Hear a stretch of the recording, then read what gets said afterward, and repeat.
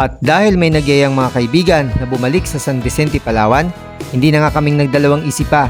Sama agad, habol bago magpasukan ang mga bata para naman mapil pa rin ang summer kahit maulan na. Kaya halina't kami samahan sa isa namang bagong bidyong ito, ang aming maiksing bakasyon sa Long Beach ng San Vicente, Palawan. Hindi ko na nga nakuha ng video ang aming pagtayo ng tent para sa aming unang gabing pag-camp sa mismong Long Beach ng San Vicente, Palawan. Para sa hindi nakakalam, ang Long Beach ng San Vicente, Palawan ay isa sa pinakamahabang Long Beach sa Pilipinas. Almost 15 kilometers nga ito o 14.7 kilometers. Kung paano ko nalaman, i-google mo yan. Pagising sa umaga, maaga rin naligo ang aming mga kasamang mga kabataan. Enjoy na enjoy nga sila dito, malamig na tubig at magandang sikat ng araw. Kung kaya, maaga rin ako nagpalipad ng drone. Masilayan ang ganda ng view at ganda ng misis ko. Laging ikaw ang nais makita.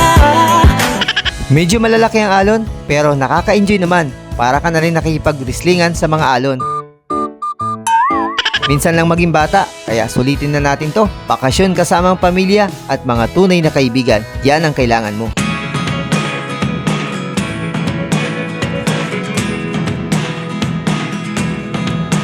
Iba talaga kapag nakapag-tent sa mismong beachfront. Pagising pa lang, kitang-kita na ang ganda ng view habang lumiliwanag ang kapaligiran. Sayang nga lang at hindi ko nakuna ng video dahil nauna nga kaming magkape at in-enjoy ang kalikasan. Kahit ilang bisis na nga kaming nakarating dito, hindi talagang nakakasawang balik-balikan ang Long Beach ng San Vicente. Kung napanood mo ang video ito, meron bang Long Beach sa inyong mga lugar? Kung meron, i-comment lang sa ibaba.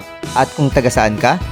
Ang aming kasama na si Salde ay hindi ngang pinalampas na matulog sa buhangin. Syempre, masaya dahil kasama ang kanyang misis na si Noemi. At syempre, ang kanyang misis ang nagtabon ng buhangin sa kanya.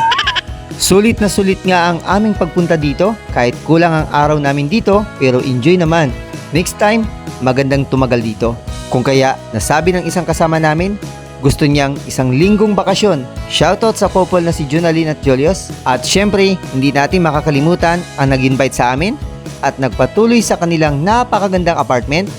Thank you PJ and Cheryl.